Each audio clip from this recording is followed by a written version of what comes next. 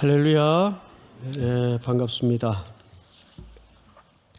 오늘 아모스 5장 23절서부터 27절까지인데요. 내용은 전체를 다뤄야 될 것 같습니다. 물론 그렇게 많은 시간은 걸리지 않을 텐데 오늘 1절에 보시면 이스라엘 족속아 내가 너희에게 대하여 애가로 지은 이 말을 들으라. 이 말을 들으라가 사실은 초점이에요. 근데 뭘 듣도록 요구하고 있죠? 너희를 위하여 지은 애가. 애가라는 말은 장례식 때 부르는 노래라는 뜻이에요. 원래 뜻이. 여기에 표현은 애가를 얘기합니다. 퀸나라는 말을 썼는데 정확하게 장례식 때 부를 노래를 들으라 그 뜻이에요. 뭔가 좀 조짐이 무겁죠. 그래서 어떤 사연이 있길래 사정이 있길래 애가를 지었고 그것을 이스라엘 백성들로 하여금 들으라고 권면하고 있을까? 2절 처녀 이스라엘이 엎드려졌으며 이스라엘을 뭘로 묘사했는가 하면 처녀로 묘사를 했어요. 근데 그 처녀가 지금 어떻게 됐어요? 엎드려졌어요. 이 표현은 그냥 단순히 엎드려져 있다 그런 의미보다는 전쟁에 패해서 내동댕이 쳐진, 그래서 거반 죽은 상태를 은유적으로 묘사한 거죠. 엎드려졌으며 다시 일어나지 못하리로다. 자기 땅에 던지우며 일으킬 자가 없으리로다. 그것을 부추길 사람도 없어요. 일으켜서 세워줄 사람도 없어요. 이스라엘이. 근데 이 표현과 이 내용 자체가 왜 아이러니인가 하면 아모스서를 시작할 때 백그라운드를 설명드렸다시피 아모스 시대는 이스라엘이 못 살 때입니까? 약할 때입니까? 강할 때입니까? 잘 살 때입니까? 강하고 잘 살 때예요. 가장 이스라엘 역사에 영토도 물론이려니와 외국에서 수입도 어마어마하던 시대입니다. 그러니까 가장 배부른 시대예요. 우리 대한민국이 5,000년 역사를 쭉 공부를 해보면 아마 요즘이 가장 먹고 사는 문제에 관한 구석구석 조금 어렵다 하는 부분은 어느 시대도 있었다시피 있겠지만 전체적으로 볼 때 조국 대한민국이 지금처럼 잘 살았던 때가 없어요. 그러니까 이스라엘이 지금 그런 상황에 놓여져 있는데 오늘 5장의 농부 출신 아모스를 통해서 이스라엘에게 던져지는 메시지는 굉장히 무겁고 특별히 그 담아진 내용은 내가 너희를 위하여 장례식에 부를 노래를 들려줄 것이다. 들어라. 이렇게 된 거죠. 그리고 그 들어야 될 대상인 이스라엘을 땅에 일으킬 자 없이 내 동댕이 쳐진 처녀 이스라엘로 비유하고 있어요. 자, 3절 한번 같이 읽읍시다. 전체가 시작. 주 여호와께서 이와 같이 말씀하시되 이스라엘 중에서 1000명이 행군에 나가던 성읍에는 100명만 남고 100명이 행군에 나가던 성읍에는 10명만 남으리라 하셨느니라. 나라가 어느 날 갑자기 10분의 1 토막이 난 겁니다. 정치, 국방, 경제 모든 면에서 나라가 10분의 1 토막이 났어요. 그 다음에 4절로 넘어갑니다. 여호와께서 이스라엘 족속에게 이와 같이 말씀하시기를 너희는 나를 찾으라. 여러분, 이스라엘은 지금 베델에서, 길갈에서, 그리고 또 오늘 여기 새로운 장소가 하나 등장을 하는데 브엘세바에서 어느 시대보다도 예배가 성행이 되고 예배가 화려해지고 예배에 많은 기름진 제물이 바쳐지고 또 금은부치가 드려지고 그러니까 나라가 잘 사니까 이스라엘 백성들 가운데에서도 인세가 없이 절기마다 철철 넘치게 하나님 앞에 제물을 드렸어요. 마치 어느 그림을 보는 듯하냐 하면, 그런데 하나님은 계속 누굴 찾으라 그래요? 너희는 나를 찾으라. 그러니까 지금 뭔가 백성들이 하나님을 향하여 나아가고 있는 채널과 하나님이 백성들에게 요구하는 채널 사이에는 엇박자가 나고 있어요. 그 엇박자가 과연 뭐냐 이 말이에요. 우리 말라기 1장을 좀 한번 띄워주세요. 내 이름을 멸시하는 제사장들아, 나 만군의 여호와가 너희에게 이르기를 아들은 그 아버지를, 종은 그 주인을 공경하나니 내가 아버지일진데 나를 공경함이 어디 있느냐? 내가 주인일진데 나를 두려워함이 어디 있느냐? 하나 너희는 이러기를 우리가 어떻게 주의 이름을 멸시하였나이까 하는도다. 다음 절 다 같이 시작. 너희가 더러운 떡을 나의 제단에 드리고도 말하기를 우리가 어떻게 주를 더럽게 하였나이까 하는도다. 이는 너희가 여호와의 식탁은 경멸히 여길 것이라 말하기 때문이라. 여러분, 지금 여기에서도 오늘 아모스서에서 만나는 백성이 하나님에 대한 시선과 그 수많은 제물을 가지고 나와 드리는 백성을 바라보는 하나님의 시선과 채널이 맞아요, 안 맞아요? 안 맞죠. 안 맞고 있어요. 우리 6절을 다시 돌려볼까요? 내 이름을 멸시하는 제사장들아, 만군의 여호와가 너에게 이르기를 아들은 그 아버지를, 종은 그 주인을 공경하나니 내가 아버지일진데 나를 공경함이 어디 있느냐? 내가 주인일진데 나를 두려워함이 어디 있느냐? 하나. 백성들은 뭐라 그래요? 우리 경상도 말로 언제예? 이렇게 얘기하는 거예요. 우리가 언제 하나님을 멸시했습니까? 이렇게 절기마다 때마다 바리바리 싸가지고 기름진 것으로 하나님 앞에 11조며 절기 헌금이며 다 했는데, 또 튀리키에 뭐 어렵다 그래서 내 사정에 넘치게 했는데 언제 우리가 하나님을 멸시했다고 말하는 겁니까? 엇박자가 나고 있는 거예요. 이때 이 백성들이 11조를 제일 성실하게 열심히 드렸어요. 근데 말라기 선지자는 결국 뭘로 끝을 맺죠? 이 성전문 닫자. 아주 무서운 이야기로 끝을 맺고 구약은 말라기로 닫혀요. 그리고 400년간의 그 중간기라고 불리우는 그걸 딱 에이지라 그래요. 가장 어두운 중간 시대라 그래요. 자, 우리 8절을 한번 볼까요? 8절. 자, 만군의 여호와가 이르노라. 너희가 눈먼 희생 제물을 바치는 것이 어찌 악하지 아니하며 저는 병든 것을 드리는 것이 어찌 악하지 아니하냐? 이제 그것을 너희 총독에게 드려보라. 그가 너를 기뻐하겠으며 너를 받아주겠느냐? 벌써 제물의 상태로서 이 백성들이 예배에 대한, 아니 더 정확히는 하나님에 대한 진심, 본질이, 태도가 어디서 떠나 있는가를 눈치챌 수 있죠. 그냥 예배 시간 되니까, 제사 시간 기간 되니까 뭐 제물은 하나 갖다 바쳐야 되겠는데 야 그거 갖고 와라. 그 대충 이렇게 드리는 거예요. 제물들이 전부 병든 것들이에요. 눈먼 것들이에요. 이런 제물을 드려요. 이것은 단순히 제물 자체에 어떤 탓을 하시는 게 아니고 그 제물의 상태에 담아진 그들의 하나님을 향한 태도를 사실은 지적하는 거죠. 자, 다음 절 한번 볼까요? 시작. 만군의 여호와가 이르노라. 너희는 나 하나님께 은혜를 구하면서 우리를 불쌍히 여기소서 하여 보라. 너희가 이같이 행하였으니 내가 너희 중 하나인들 받겠느냐?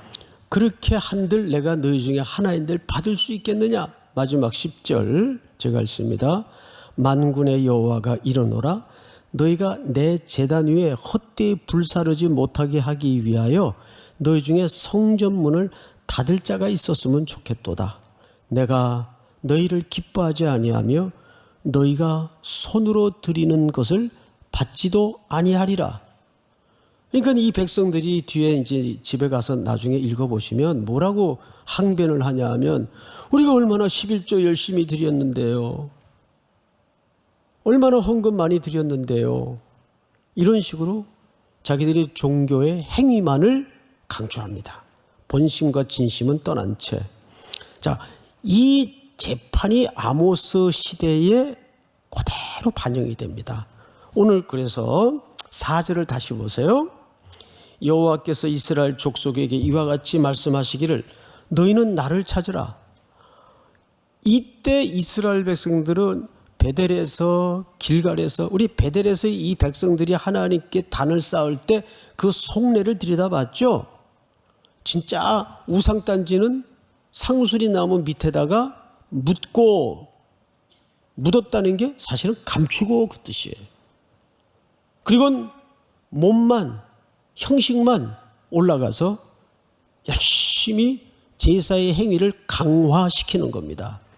그러니까 사실 이것이 우리 기독교 안에도 얼마나 팽배하냐 하면 진심이 떠나면 신령과 진리를 떠난 예배는 자꾸 행위만 형식만 강화시키는 종교 열광주의에 빠질 수가 있습니다. 그래서 5절을 볼까요? 베델을 찾지 말며 길갈로 들어가지 말며 부엘세바로도 나아가지 말라. 길갈은 반드시 사로잡히겠고 베델은 비참하게 될 것임이라 하셨나니 뭔가 이 지역에 하나님이 어떤 심판을 예비하고 있다는 조짐을 읽어낼 수가 있어요. 그래서 애가를 준비하셨구나. 자, 그런데 7절 정의를 쓴 쑥으로 바꾸며 공의를 땅에 던지는 자들아 묘성과 삼성을 만드시며 사망의 그늘을 아침에 바꾸시고 낮을 어두운 밤으로 바꾸시며 바닷물을 불러 지면에 쏟으시는 이를 찾으라. 창조주 하나님을 찾으라 그 말이에요. 그의 이름은 여호와시니라. 그가 강한 자에게 갑자기 패망이 이르게 하신즉 그 패망이 산성에 미치느니라. 무리가 성문에서 책망하는 자를 미워하며 정직히 말하는 자를 싫어하는도다. 너희가 힘없는 자를 밟고 그에게서 미래 부당한 세를 거두었은즉 너희가 비록 다듬은 돌로 집을 건축하였으나 거기 거주하지 못할 것이요 아름다운 포도원을 가꾸었으나 그 포도주를 마시지 못하리라. 너희의 허물이 많고 죄악이 무거움을 내가 아노라. 너희는 의인을 학대하며 뇌물을 받고 성문에서 가난한 자를 억울하게 하는 자로다. 우리 13절 다 같이 시작. 그러므로 이런 때에 지혜자가 잠잠하나니 이는 악한 때임이니라. 네, 지금까지 읽어드린 이 전체 내용이 무슨 악입니까? 사회악이에요. 사회악. 사회에서 하나님의 백성들이 약자들에 대해서 하나님의 율법대로 환대와 구원을 생략한 채 탐욕과 그래서 오죽했으면 이 아모스 초두에 이스라엘 고관 부인들을 바산의 암소라 그랬어요. 힘 있는 암소들이라 그 말이에요. 그들은 전면에 나오지 않아요. 그렇지만 권력을 걸머진 종교 지도자들과 정계 지도자들을 앞세워 그들이 만지고 원하고 갖고 싶은 것들은 다 탐욕으로 만지고 원하고 갖는 시대. 그러려 하다 보니까는 사회에 얼마나 착취, 악한 소득 이런 것들이 어려운 사람들을 양산해내는가를 이렇게 설명하는 거예요. 이 두 가지 의의가 무너진 겁니다. 이들이 하나님과 이들 사이에 의의가 무너졌어요. 여러분 의의라는 것은 의외로 그 개념을 공부해 보면 하나님의 의라고 얘기할 때는 관계 개념이에요. 제가 언젠가 말씀을 드렸죠? 거룩도 무슨 개념이라고 그랬어요? 거룩도 관계 개념이에요. 우리가 의롭다 하는 것은 종교적인 어떤 행위를 많이 쌓는 게 의가 아니에요. 하나님에 대한 것이고 이웃에 대한 것이 의의 정의입니다.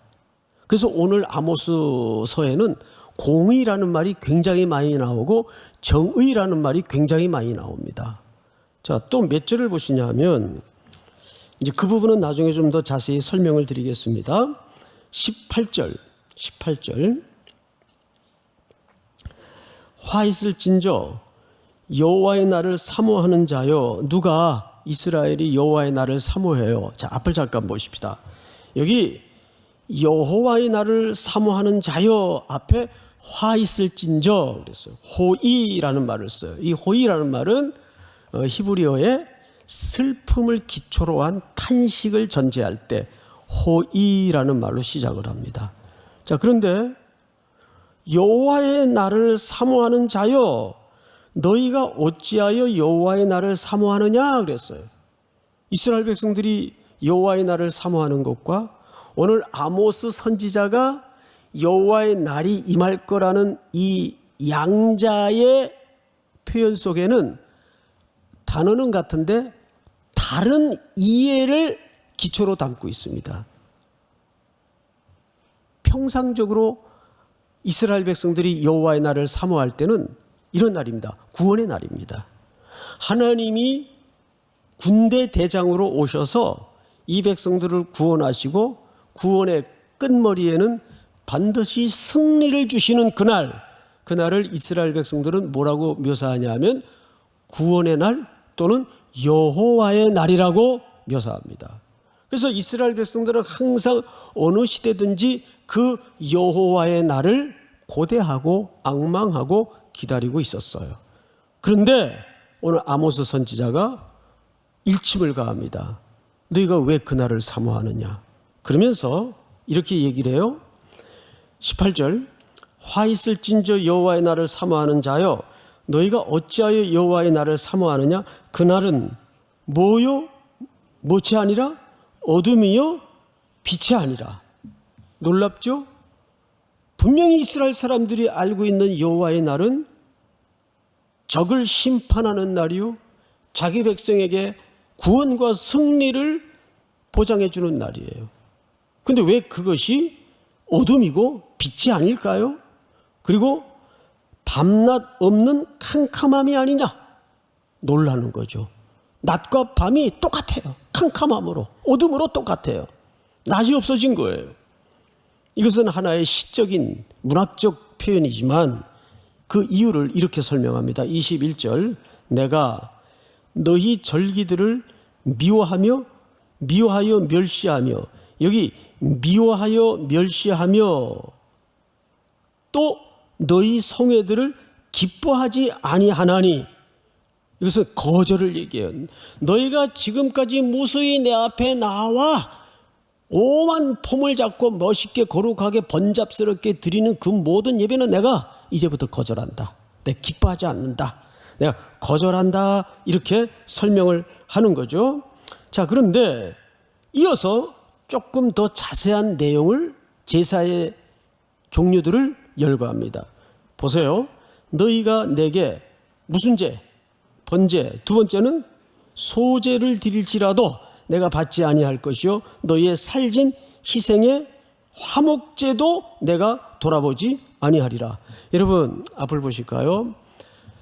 이스라엘 백성들에게는 5가지 제사가 있어요.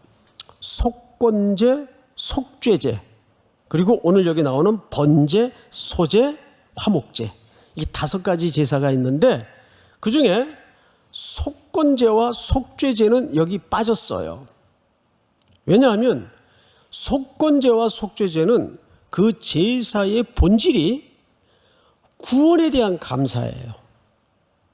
그래서 이건 여기에 들어가지 않아요. 왜? 이것은 하나님이 자기 백성들을 택하시고 구원하시는 그 본래의 하나님의 사랑의 기초는 어떤 상황에서도 흔들리거나 변개될 수 없기 때문에 여기서 생략해요. 그런데 번제, 소제, 화목제는 어떤 제사의 성격의 공통성을 갖고 있을까요? 이 세 가지는 공통점이 있어요. 속성상 어떤 공통점이 있을까요? 번제, 화목제, 소제. 소제는 곡식으로 드리는 제사죠. 자, 어떤 공통점이 있냐면 이것은 관계의 공통점을 갖고 있어요. 하나님과의 관계, 또 이웃과의 관계를 하나님 앞에 어떤 문제가 일어났거나 발생했을 때 드리는 제사의 종류입니다. 그런데 지금 이스라엘 사회는 어떤 사회로 전락을 해버렸는가 하면 23절을 보세요. 내 노랫소리를 내 앞에서 그칠지어다. 내 비파소리도 내가 듣지 아니하리라. 이건 예배나 제사 때 울리는 악기 소리입니다. 이제 그거 하지 마라. 내가 그 소리 내게는 너무너무 내 귀를 아프게 하는 소음으로 들린다. 그래서 여기에 보면 듣지 아니하리라 이 말을 히브리 말로 찾아보면 소음이라고 돼 있어요. 소음. 얼마나 무서운 얘기예요. 이들은 열심히 앵앵거리면서 연주도 하고 노래도 하고 찬양도 하고 멋진 폼을 잡고 예배를 드리는데 하나님의 그 진심이 빠져버린 귀에는 뭘로 들렸다고요? 소음, 시끄럽게 떠드는 소리로 들렸다 그 말이에요. 그러니까 지금 이스라엘 백성들의 예배에 대한 하나님의 진절머리는 거의 지금 절정에 이르렀어요. 그러면 이들이 진심을 떠났다는 말이 무슨 말일까요? 그 예배가 도대체 어디에서부터 문제가 발생한 예배일까요? 삶의 자리입니다. 방금 우리가 5장 몇 절서부터 읽어봤나요? 쭉 4절서부터 여호와를 찾으라 그래 놓고는 부당한 세를 거두었은즉 너희가 비록 다듬은 돌로 집을 건축하였으나 거기 거주하지 못할 것이요. 이거 전부 연약한 자들을 무리하게 강제 압박하고 착취해서 그들의 눈물과 슬픔을 씻어주지 못하는 자비 없는 하나님의 백성들. 그러면서 예배 때 나와서는 더 우리 자식 복을 주시고 내 남은 생에도 평안하게 해주시고 복을 주시고 계속 복만 비는 거예요. 그러니 무슨 의가 끊어진 거예요? 하나님과의 관계적 의가 끊어졌고 이웃을 사랑하라는 이 명령은 하나님을 사랑하라는 명령과 동일한 가치인데 그 의가 다 무너진 사회, 정의와 공의가 흐르지 못하는 사회. 그래서 아모스 선지자는 이제 24절 이 아모스서의 이 척추 같은 본문이죠. 전체가 다 같이 한번 읽어보겠습니다. 시작. 오직 정의를 물같이 공의를 마르지 않는 강같이 흐르게 할지어다. 여기 미슈 파트, 이 정의라는 말은 재판하다 그 말이에요.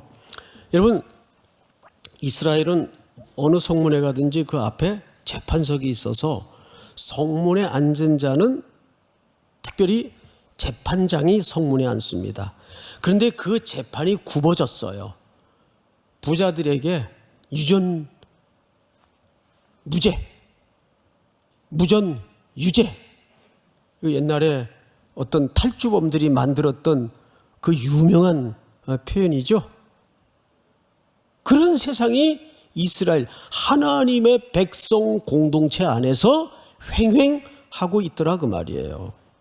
그러면서 여기 정의를 물같이, 공의는 뭡니까? 체데카라는 말을 썼는데 그 하나님의 정의가 실현되는 태도의 표현을 얘기하는 거예요.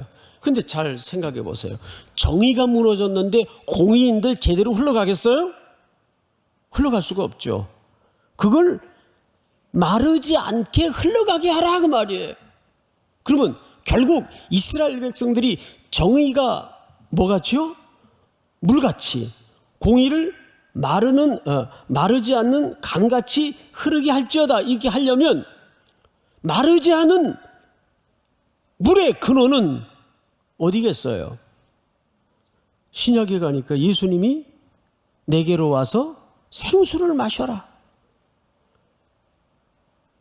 내게로 와서 생수를 마셔라. 오늘 사실 이 본문은 영원히 마르지 않는 우리의 영원한 생수가 되시는 예수 그리스도를 앙망하는 구약의 가장 중요한 메시아 대망사상을 일으키는 본문이에요. 오늘 오전에도 욥기를 통해 말씀을 드렸지만 이 땅의 참된 위로자는 욥의 친구들이 하는 그 언행과 태도는 정의라는 잘못 비틀려진 칼날로 친구의 상처를 헤집는 일밖에 안 했어요. 참된 위로자는 나의 좋은 친구 예수님이 참된 위로자이십니다. 마찬가지로 여기에 참된 정의, 참된 공의는 그리스도가 그 근원이고 진정한 샘터이다 그 말이에요. 믿으십니까? 제가 오늘 그 오전에 우리 신 교수님이 그 설문지 하나를 주고 가셨어요. 당회 마치고 막 허겁지겁 내려오니까 그거 주시려고 기다리고 계시더라고요. 이 그 자료집은 그 모 일간지에서 만든 자료집인데 작년에 만들었어요. 그러니까 가장 최근의 자료입니다. 그렇죠? 표본 대상은 19세에서 그 이상 모든 성년들까지 1000명을 표본으로 조사를 했습니다. 22년 3월에서 4월까지 한 달 동안 진행된 조사인데 이 항목을 쭉 제가 좀 메모를 해봤습니다. 한국교회를 신뢰하지 않는다. 75.8%예요. 이게 최근의 조사입니다. 75.8%. 신뢰한다. 20%가 안 돼요. 18%. 잘 모르겠다. 6%.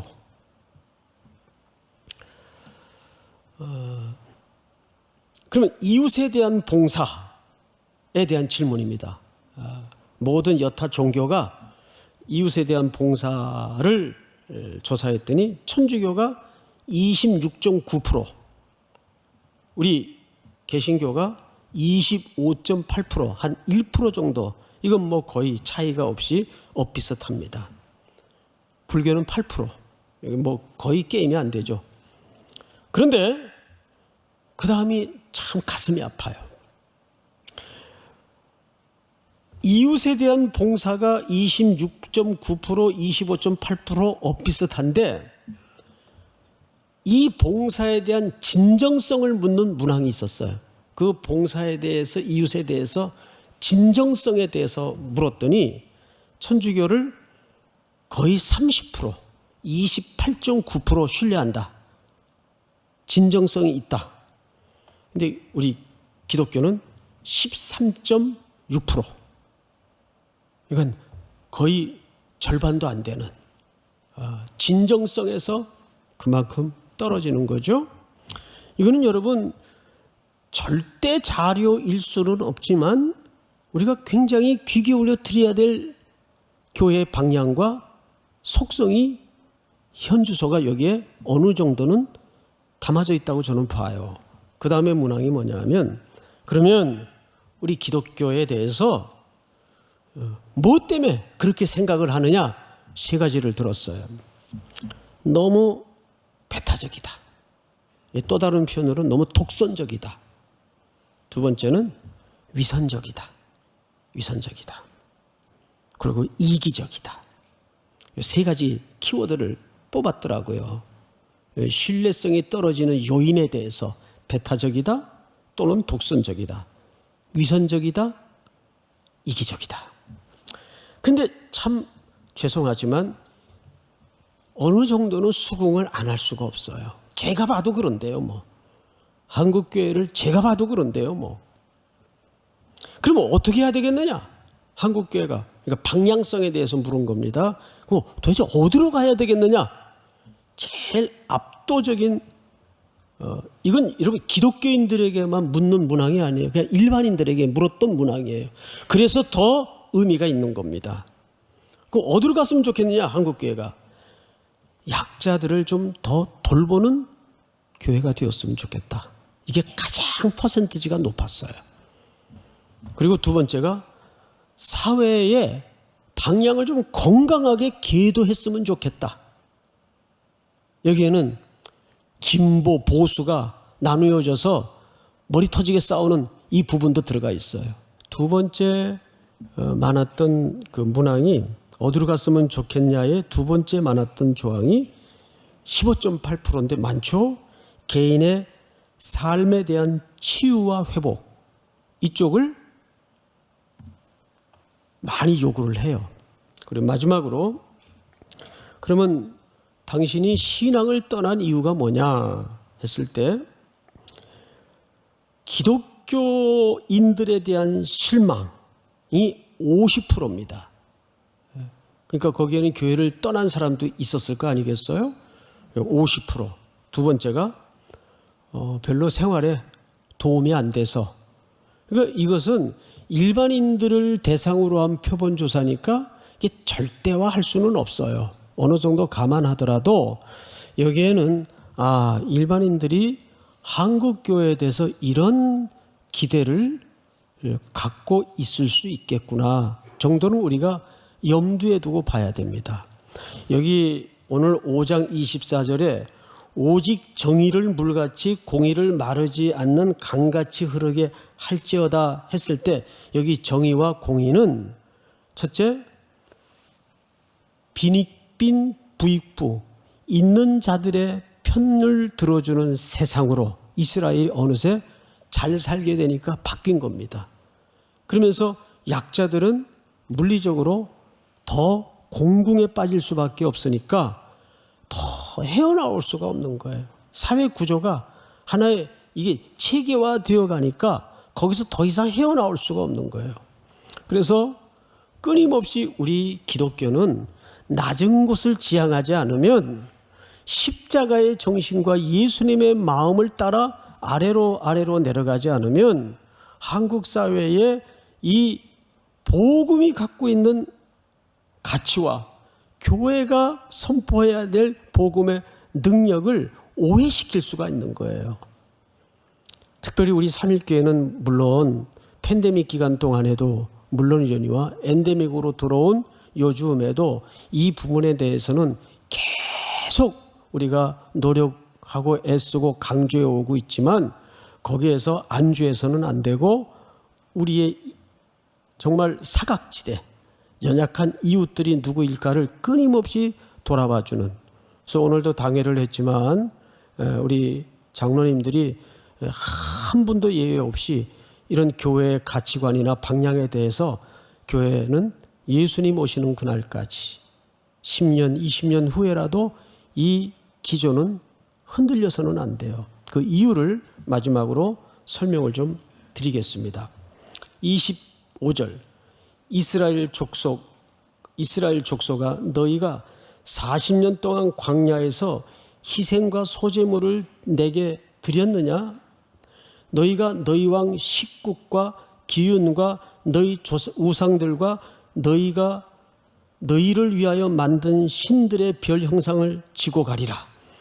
그러니까 이 백성들이 광야에서 하나님을 찾고 또는 예배를 드렸지만 그 예배가 어디에 진정성이 있었던 거냐? 너희들이 필요할 때는 나를 찾았고 먹고 살만하면 언제든지 미련 없이 내게 등을 돌리지 않았는가? 그러면서 광야 40년을 딱 한 줄로 요약한 신명기 9절이 뭡니까? 8장 3절이에요. 사람이 떡으로만 사는 것이 아니요 오직 여호와의 입에서 나오는 말씀으로 사는 것이니라. 이것이 광야 40년, 10하루면 들어갈 수 있었던 길을 왜 너희들이 40년 방황하고 돌아다니지 않으냐? 그 가운데 한복판에 키워드는 불순종이에요. 불순종. 근데 이스라엘 백성들은 언제 우리가 불순종했냐고 하겠죠. 그런데 그들이 하나님을 찾았던 때도 한 번도 진심으로 그 구주 하나님이 나의 주인이 되셔서, 오늘도 참 그 학습 세례 입교식을 하면서 제가 감격스럽더라고요. 참 이 코로나 팬데믹 가운데에도 이렇게 귀한 하나님의 백성들이 하나님 앞으로 돌아와서 자기 입으로 신앙을 고백하고 주님 앞에 손을 들고 선서하며 결단을 한다는 것이 제가 세례를 베풀면서도 뭉클할 정도로 감동스럽더라고요. 왜냐하면 하나님의 이끌림 없이는 이분들이 그리스도 앞으로 돌아올 수가 없는 거예요. 그분들에게 설교를 하면서 이런 말씀을 드렸어요. 신앙에는 투 스테이지가 있다. 처음에는 예수 그리스도께서 나의 구주가 되십니다. 세이비어. 이것이 바로 홍해를 건너는 사건이에요. 그래서 홍해를 건널 때는 어린 양의 피를 희생한 유월절 밤을 지나 홍해를 건너요. 그러니까 구원은 내공로가 0.0001%도 없어요. 그리고 광야를 비록 방황해서 40년 걸려 가나안에 들어갈 때 또 무슨 강을 건너죠? 요단강을 건너요. 복궤를 메고. 그 복궤에는 뭐가 들어있어요? 인간의 죄를 지적하는 3가지 물건이 들어있지 않습니까? 아론의 쌍난 지팡이, 고라 자손의 반역을 기억해 하죠. 광야에서 매일매일 값없이 내려줬던 만나, 그 만나는 하나님이 왜 허락하신 겁니까? 기적의 어떤 상징성이 담아진 물건이기도 하지만 그 기적 이면에는 백성들의 완악함이에요. 백성들이 하나님 앞에 떡을 내라, 물을 내라 아우성치니까 하나님께서 아주 질리도록 40년 동안을 만나를 먹이셨어요. 질리도록. 그러니까 만나는 그들이 하나님에 대한 불신앙 때문에 하나님이 주신 겁니다. 근데 그 만나 먹고도 그들이 10하루 만에 들어갔나요? 그 기적을 체험하고 그 만나를 먹고도 40년을 돌아다녀요.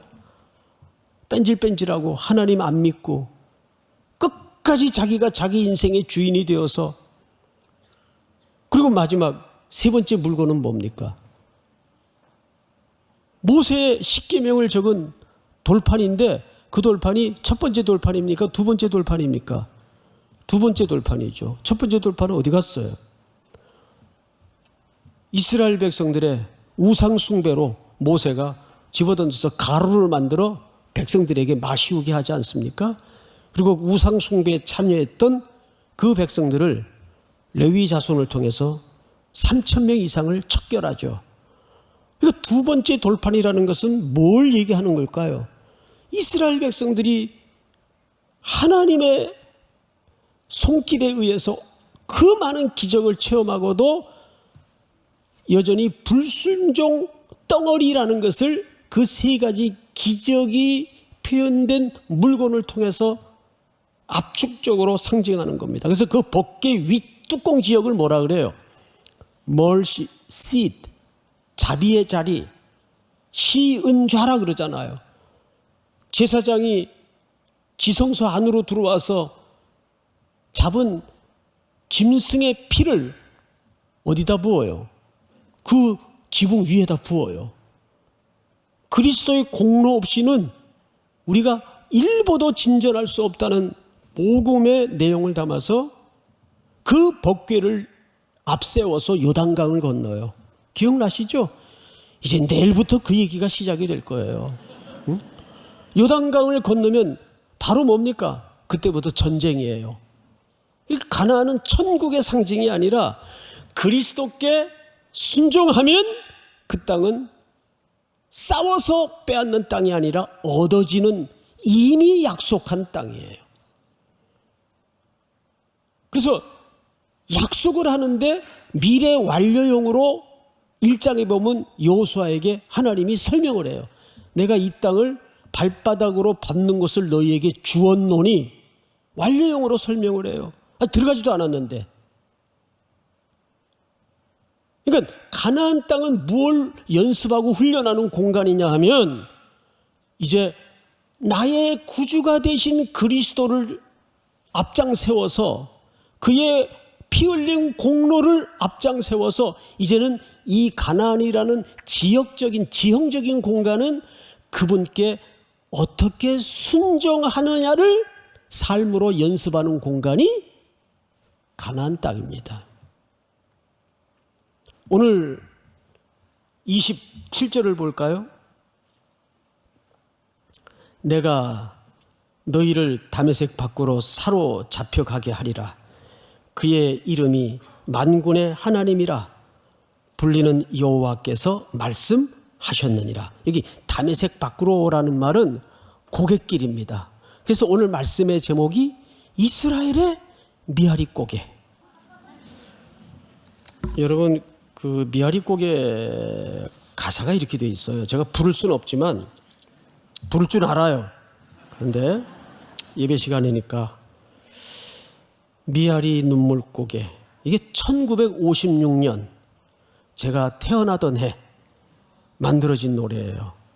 이제 제 나이를 알겠어요? 예. 꽤 오래됐어요. 예. 미아리 눈물 고개, 이미 넘던 이별 고개. 제가 이 고개를 넘어서 학교를 다녔어요. 서울 올라와가지고. 화약 연기 앞을 가려, 전쟁 때 벌어진 참상을 가사에 담은 겁니다. 화약 연기 앞을 가려 눈 못 뜨고 헤매일 때 당신은 철사줄로 두 손 꽁꽁 묶인 채로 뒤돌아보고 또 돌아보고. 이 참 슬픈 노래예요. 뒤돌아보고 또 돌아보고 맨발로 절며 끌려가신 이 고개여, 한마는 미아리 고개. 이혜연이라는 가수가 부른 노래인데, 전쟁 때 저 북한 공산당에게 끌려가는 남편의 모습을 기다리면서 아내가 사연을 담은 그런 의미의 가사입니다. 이때 중간에 낭독 부분이 나와요. 낭독 부분. 여보, 당신은 지금 어디서 무엇을 하고 계세요? 여러분, 이게 웃을 가사가 아니에요. 웃지 마세요. 어린 용구는, 이게 또 용구가 나오네. 어린 용구는 오늘 밤도 아빠를 그리다가 이제 막 잠이 들었어요. 동지 섣달 기나긴 밤 북풍 한설 몰아칠 때 당신은 감옥살이 그 얼마나 고생을 하세요. 10년이 가고 100년이 가도 부디 살아만 오세요. 네, 여보 하고 불러요.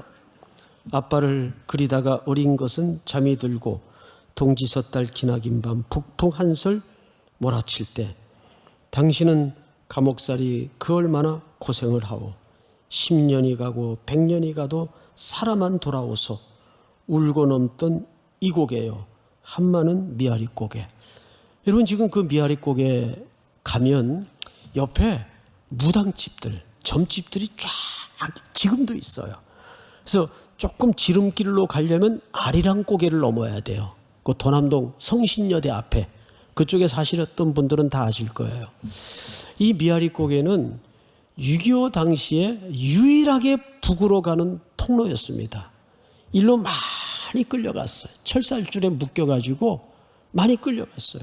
제가 이 27절을 읽다가 저 암몬, 아람, 바벨론, 시리아, 이방 나라로 끌려가던 이스라엘 백성들의 그림이, 이 다메섹, 여러분 가보신 분들은 아시겠지만 이게 아주 가파른 험한 언덕길입니다. 고갯길입니다. 이 이스라엘의 미아리 고개예요. 얼마 있지 않아 이 길로, 다메섹 고갯길로 이스라엘은 꿈을 꾸는 것처럼 그 잘 살던 나라가 다 끌려갑니다. 여러분, 결국 이 백성이 사는 길은 그때나 지금이나 본질은 하나예요. 두 가지. 여호와께로 돌아와야 되고 그분의 말씀 앞으로 돌아와야 됩니다. 다 일어나십시다.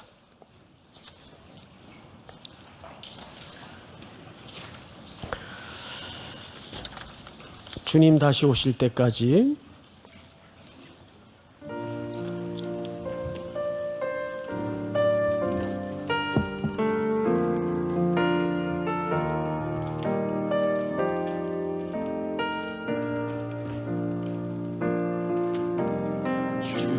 주님 다시 오실 때까지 나는 이 길을 가리라.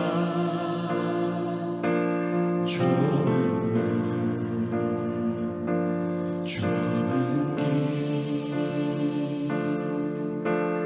나의 십자가 지고 나의 가는 이 길 끝에서 나는 주님을 보리라. 영광이 내 주님 나를 맞아주시네. 주님 다시 오실 때까지 나는 일어나 달려가리라. 주의 영광 온 땅 덮을 때 나는 일어나 노래하리. 내 사모하는 주님 온 세상 그 주시라. 내 사모하는 주님 영광의 왕이 노력만 다시 합니다. 내 사모하는 주님 온 세상 그 주시라. 내 사모하는 주님 영광의